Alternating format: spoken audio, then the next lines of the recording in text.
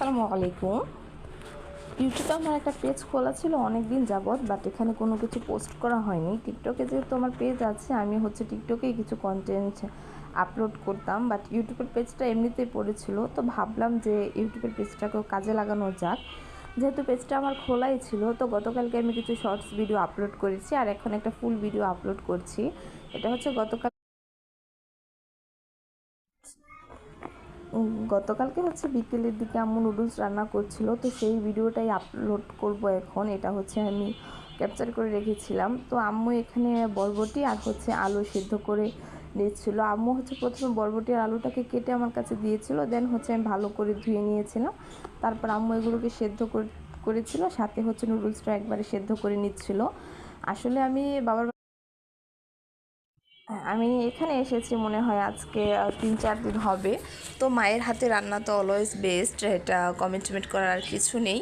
তো আম্মু বলছিল যে বিকেলে নাস্তা বানাবে, তো আমি বললাম যে আম্মু একটু নুডলসটা রান্না করে দাও, অনেকদিন যাবত তো বানাতে নুডলস খাই না। তো আম্মু বলছিল যে নুডলস রান্না করব, ঘরে তো তেমন সবজি নেই।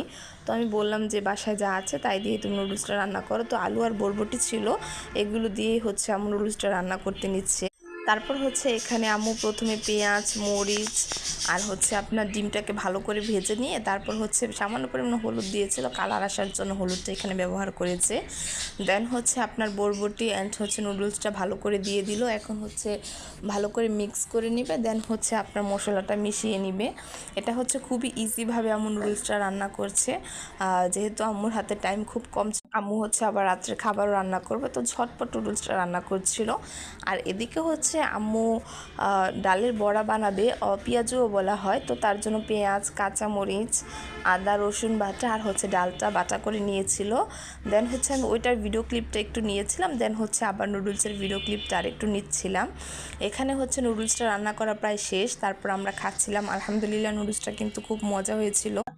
যেহেতু এটা মায়ের হাতের রান্না অলওয়েজ বেস্ট। আমরা যেমন মজা করি রান্না করি না কেন, যত মশলাপাতি দিই না কেন বা খুব মজা করে রান্না করি না কেন, মায়ের মতো এত টেস্টি রান্না কিন্তু কখনোই হয় না।